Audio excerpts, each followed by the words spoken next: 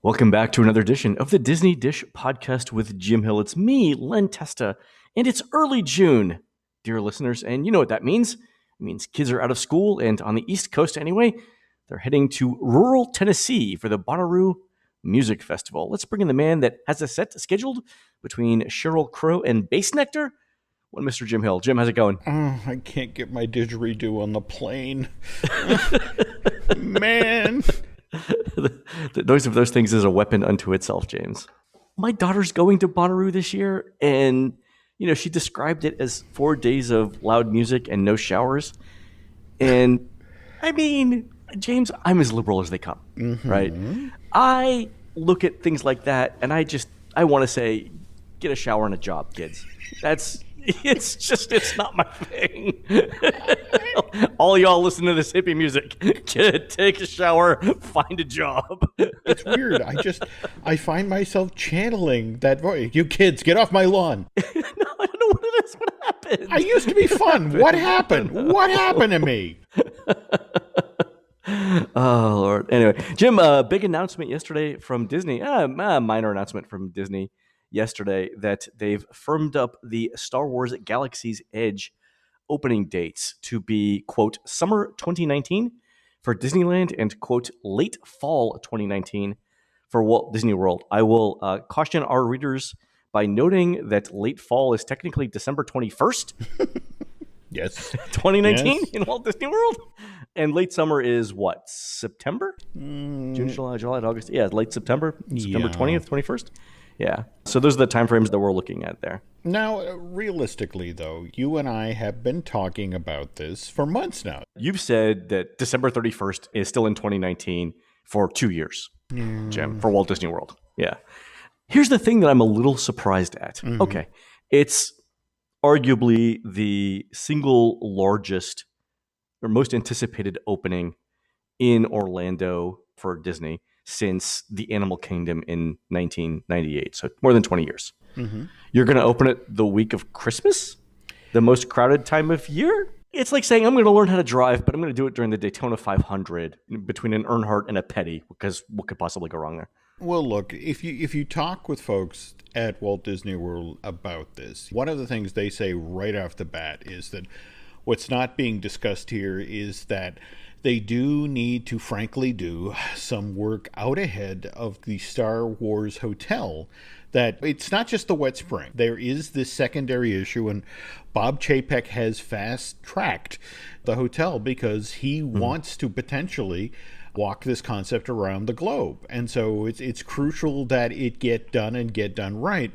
But at the same time, Walt Disney World is perfectly happy to let Disneyland take the lead on this because there are so many things related to Galaxy's Edge that Disney has never done in a theme park before. And between line management, how long people are actually going to spend in Batuu wandering around exploring things, Disney World would love to let Anaheim make all the mistakes. So, as you say, opening in the Christmas window or in that space, especially with the ridiculous crowds. Never mind the fact that, remember, that Walt Disney World only has 2 entrances to this thing, where Disneyland actually has 3. So a lot of moving parts. Well, I'm told, though, in Disneyland, the 3 entrances that you're thinking about are the Big Thunder Ranch area, the Fantasyland entrance, and then Critter Country, right? Yeah, they're trying to roll out some different designations for these things. Yeah, so that's what I've heard. In Disneyland, it's going to be the Big Thunder Ranch and Fantasyland entrances basically combined into one as the entryway into Galaxy's Edge, and Critter Country dedicated to the exit. So it'll be a one-way street going through Galaxy's Edge. And that is strictly for crowd control. And the reason why we heard of this is we're trying to model what the crowds are going to be like in that area around Disneyland for when the Galaxy's Edge opens. And that's what we've heard.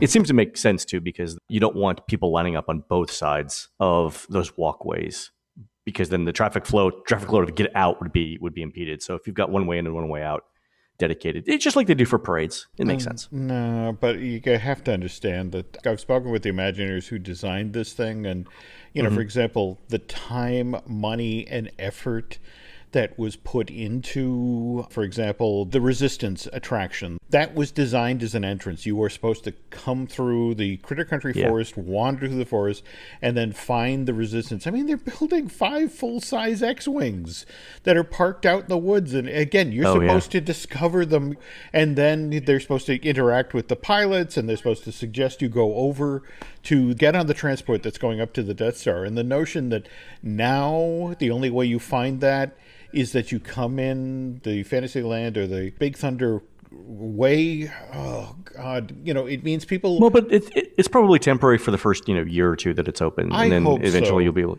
I think similarly in the studios, it looks like the way that they're designing the entrance is going to be you go down by the Star Tours ride and come up through there, and then exit through Toy Story Land. I don't see the Toy Story Land passageway to Galaxy's Edge as the quote main entrance.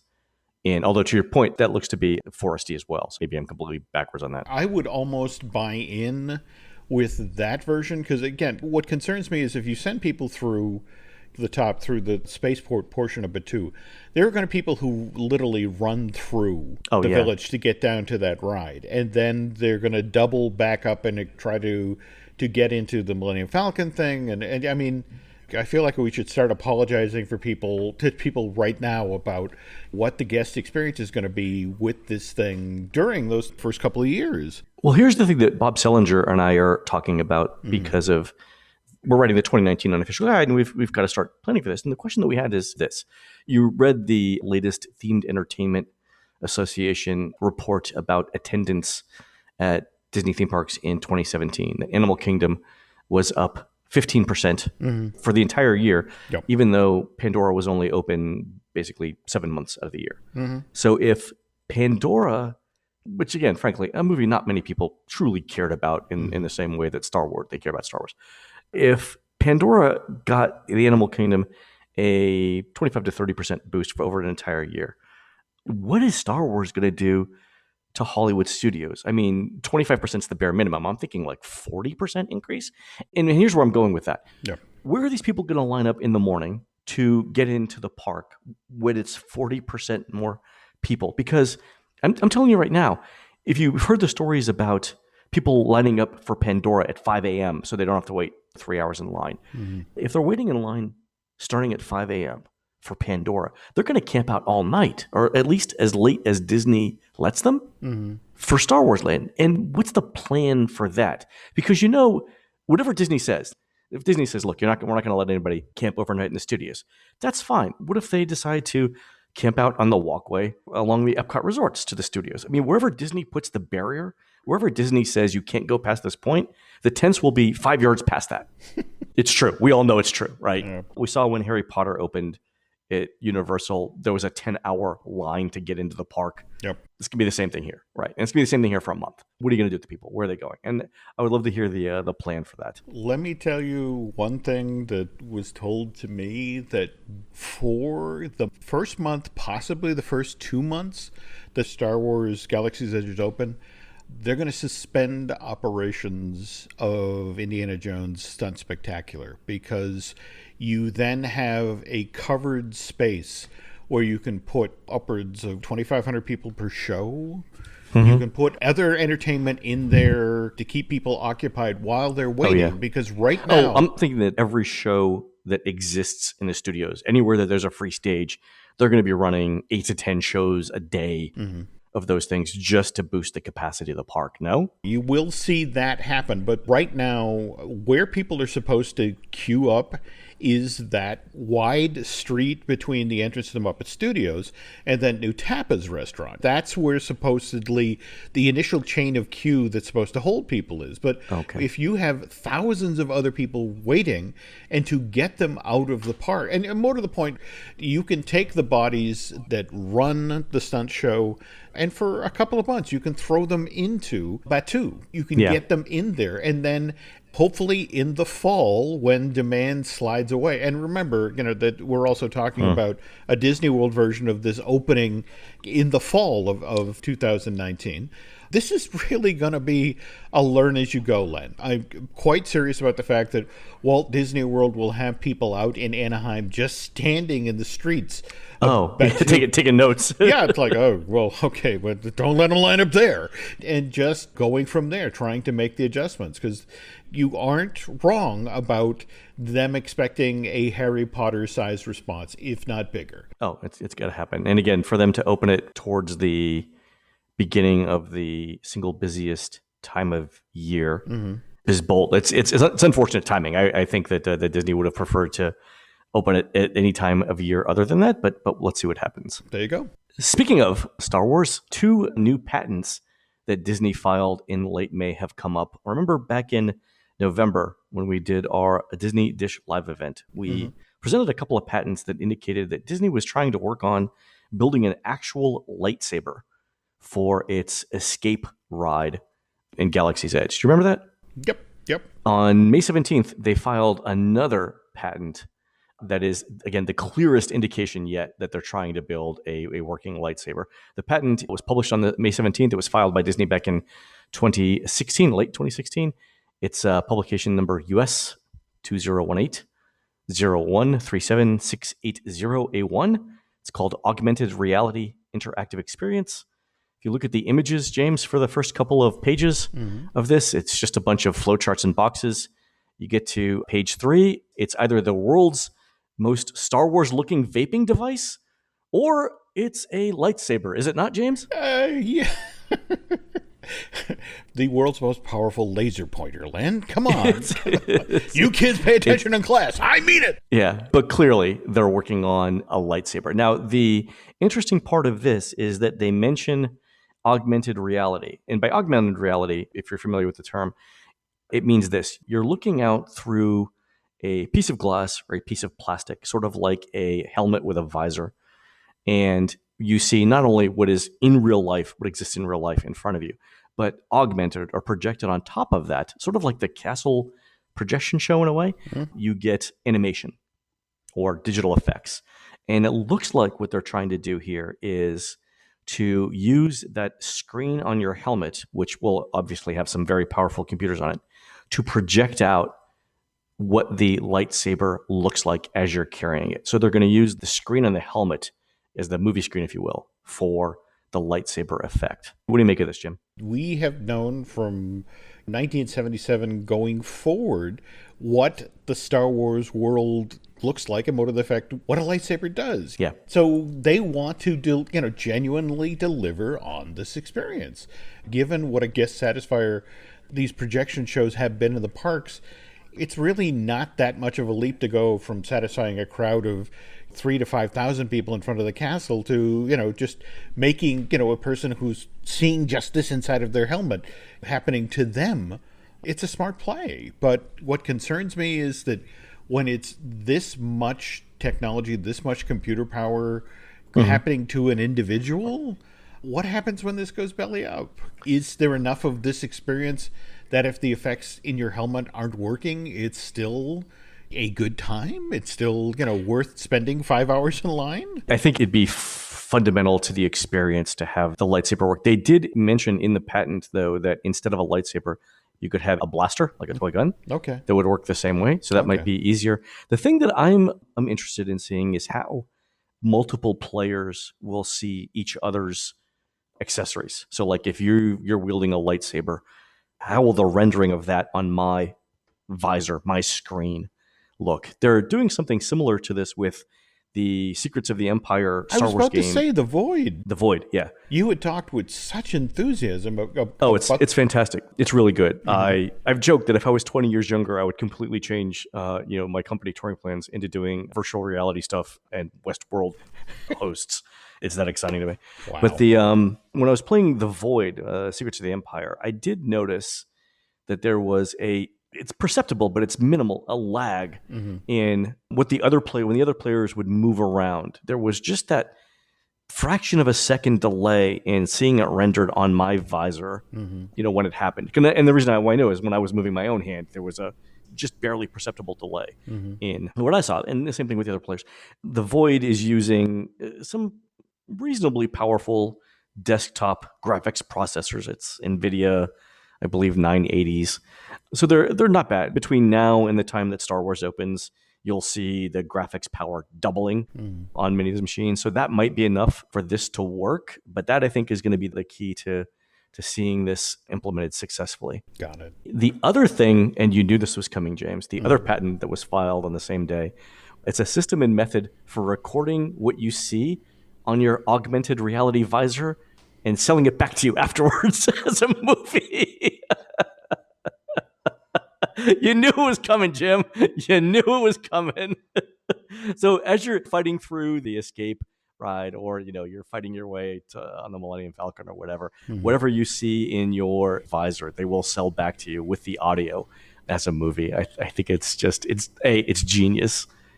B, the scene I envision is, in the Donald Duck cartoons, the comics, where Scrooge McDuck dives into a room full of money at the end of most of the comics. I'm thinking, how big is that room going to be for Disney when they start selling these things? I remember talking with the guys who did the Superstar television show for the studios back in '89. They were grabbing the rights to clips till 3 weeks out from the opening. These were all fly-by-night deals, and hey, we got the Bonanzas, we got the Stooges.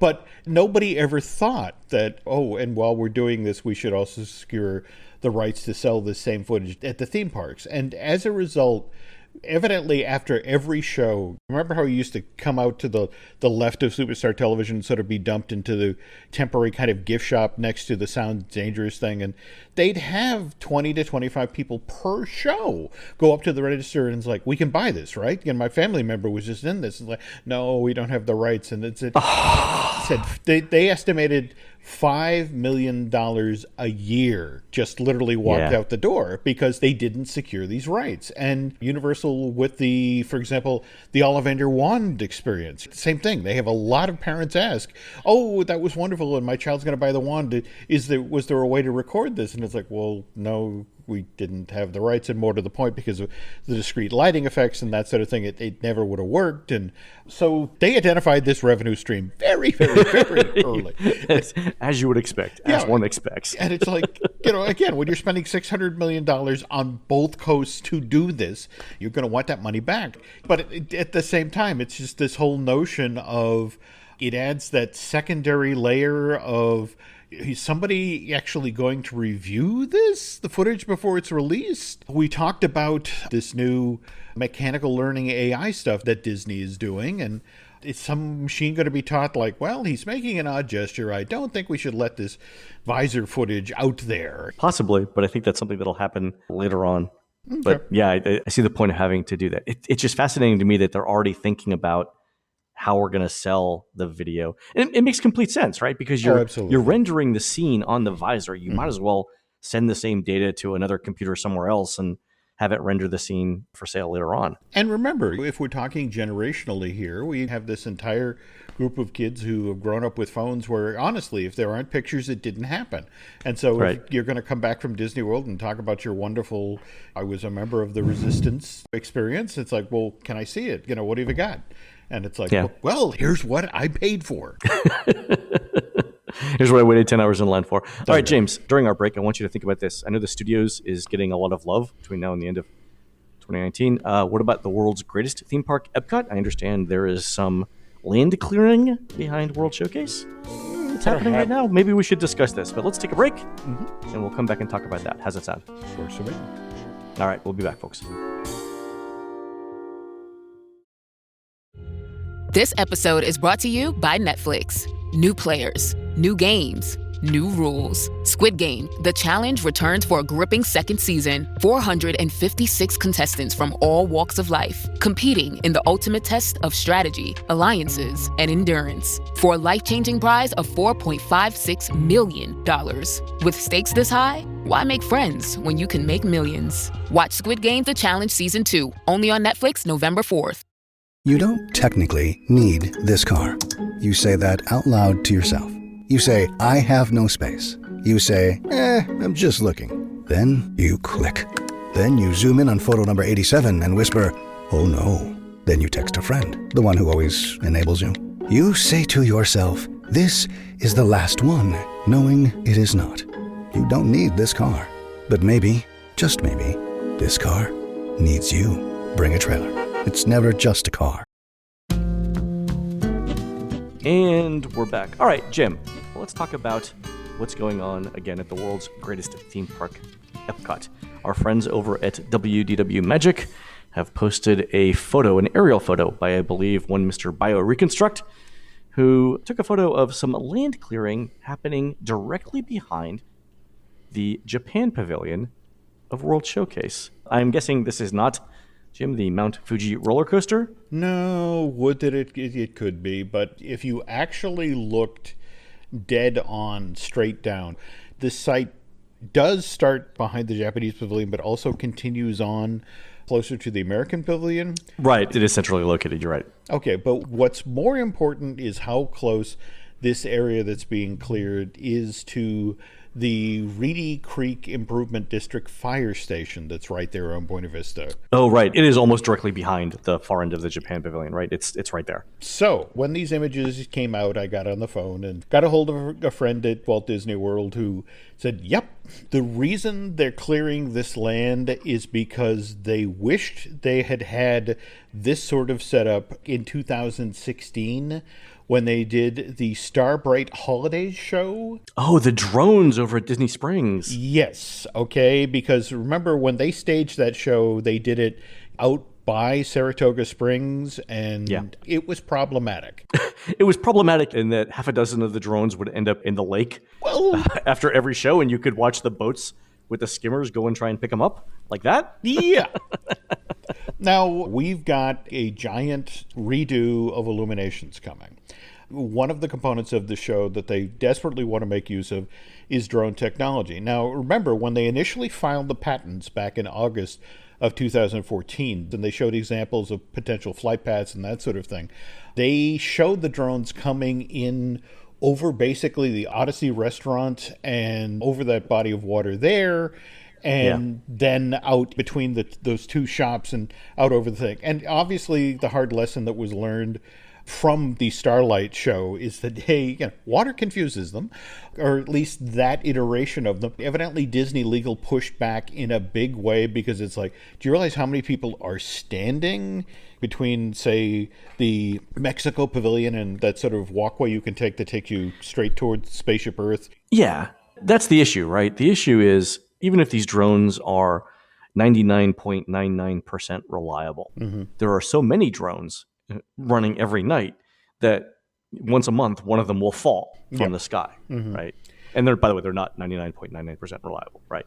But that's the issue. And if they fall on a guest, that would not be good show. Yeah. So what they envision doing is they've got that sort of rooftop that's over the American Gardens Theater. They have that giant space of walkway between the theater and the American Adventure. And evidently what the plan would be now is in the 5 to 10 minutes before the show launches, they literally restrict guest traffic. This will affect the operation of American Adventure rather than, I think that they'll stop doing a presentation of the show at, say, 8 o'clock, so by 8:30. Yeah, that's fine. And what they'll do is they'll shut down this space so that when the drones fly over, it's not possible for them to hit a guest. That go out to the water, perform, and then come back the same path and land in this new space that's being created out back that's also going to feature power stations, where they can be charging up the thing. I mean,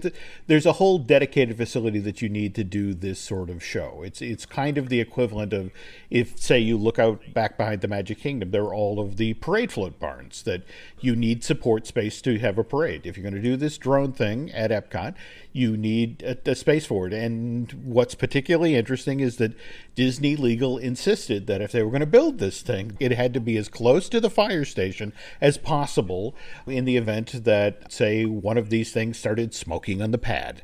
The problem is we have all of this information about the new show, how it's character driven, how we have a Illuminations window on the world or window to the world, depending on who you talk to, the title for the show. We still don't have a date. And looking at the amount of construction or the site prep that's being done on this chunk of land, I have to assume we're going to start seeing at least rehearsals next year. I would think so, wouldn't you? I'm hopeful, but just in what we've learned in this past week between suddenly with Star Wars Galaxy's Edge being pushed into the fall.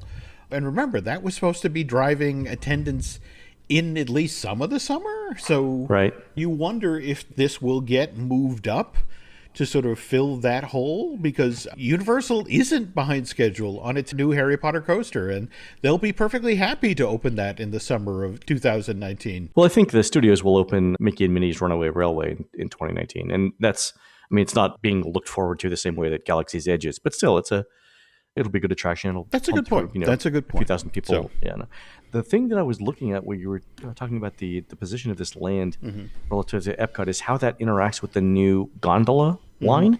Yep. But it looks like the gondola line is positioned in a way that it would be the very back of that piece of property. What I was questioning there is whether, as these drones were taking off and landing, whether there would be any sort of interference with the cable lines for the new Skyway gondolas, but it looks like there's not. Time and again, what Disney keeps hammering on them about, do we just need a path that is guest-free, at least temporarily, for launch and return? Yet if you actually look at the path for the gondolas, yes, it's at the outside edge of this, but you have guests inside of sealed compartments. All right, but so we think it's for drones. All right, and speaking of things flying around the theme parks, you have a story about something called the Tinker Bellicopter, which I've never heard of. Yeah, we talked a little bit about this in the past, about how this whole idea of having controlled flight vehicles in Disney nighttime shows isn't a new idea, that it actually dates back to the late 1970s, and came across this gold mine of information about this project that almost happened. That basically what happened in January of 1977, when they shut down Mine Train through Nature's Wonderland in Frontierland to make way for Big Thunder, that negatively impacted the Tinkerbell flight, how Disneyland started its fireworks every night. That the performer who was playing Tinkerbell would jump off of the Matterhorn on a wire and then slide down behind the castle, and then in a water tower that had been set up in Frontierland as part of Mine Train to Nature's Wonderland, there'd be these two burly guys holding up a mattress, and Tinkerbell would fly into it and end her flight. But of course, when all that stuff got pulled down so that Mine Train through Nature's Wonderland could become Big Thunder Mountain Railway, suddenly a part of what had made people had loved about Disneyland's nighttime presentation was gone, because there was no place for Tinkerbell to land now. So the guys in R&D start working on the idea, well, what if we create a mechanical Tinkerbell? And what they envisioned was taking a remote-controlled a helicopter, a radio-controlled outfit, and hot gluing it basically to the clear acrylic underbody that a lot of the animatronic figures have. They were going to pick one that was used for the Alice figure in the Mickey Mouse Review attraction for Walt Disney World. It was just the right height, female figure, and then they fill it with Christmas lights. So they hot glue the helicopter in the back of it, and they actually begin testing it in February of 1979. And what's funny is, of course, at this point, given what it is, the name of the project then becomes the Tinker Bellicopter, because, again, this is what you did. And so what they ended up with was this 5-foot tall figure that ended up weighing just 12 to 15 pounds, depending on the number of lights that were inside of it. And what they initially envisioned doing was that they would launch it from atop Small World in Fantasyland. And then there was a field. It's where the Fantasyland Theater now, where the Mickey and the Magical Map show is presented. This was an undeveloped field at that point, but the idea was that you fly the figure off of Small World, you have it fly back and forth at a distance behind the castle, and then you bring it back into Small World for a landing. And they got far enough along with this idea. They brought it to Disneyland, did a couple of tests at night. They did a lot of test flying of it in the Wed Mapo parking lot. Sadly, what ended up happening was that Disney legal, because of the whole notion of you can't fly this over guests. I mean, the first route that they set up had it flying off of the Carousel of Progress. Oh, well, at this point, that was the American Sings attraction. But they fly it off of the roof of there and then fly it over the castle and have it do a couple of loops and then come back. And the idea is that you could use part of the remote control to shut down the lights inside of the figure. Sure. But again, the lawyers put the kibosh on that, so that's why they defaulted to the, all right, we'll fly off of the Small World roof and we'll fly back and forth the Meadow. And in the end, it was just legal, was you cannot do this. You are putting guests at risk. And again, I have to caution people who are excited about this Epcot drone show that remember that the Starbright Holiday Show at Disney Springs did not come back last year. And one of the reasons was that, the very thing you were talking about earlier, the drones following in the water, or the drones that would be doing the exact pattern but like 15, 20 feet away from everybody else. The Christmas tree with the one branch that was 50 feet longer but in perfect synchronicity. It was one of those glitches in technology that is still beautiful to watch. It was really nice. Absolutely. And anybody who's seen the Super Bowl or the Olympics has seen these displays, and they are wonderful. But it's one thing to do this once. Mm-hmm. That was the thing of the Starlight Show, where they had a 7 p.m. show and an 8:30 show, and they found they just couldn't do it. And I'm encouraged to see them prepping the airspace, but I have to caution people that in much the same way that there was supposed to be that whole fleet of lanterns that the Rivers of Light show over at this Disney's Animal Kingdom that never made it out of rehearsal. I always forget now about Rivers of Light, but that's the cautionary tale of Disney technology, right? There you go. All right, folks, you've been listening to the Disney Dish podcast with Jim Hill. We are produced fabulously by Aaron Adams. Please go on to iTunes or Stitcher, or the next time you're called to testify in front of the European Union, give them a review of our show and tell them what you would like to hear next. For Jim, this is Len. We will see you on the next show.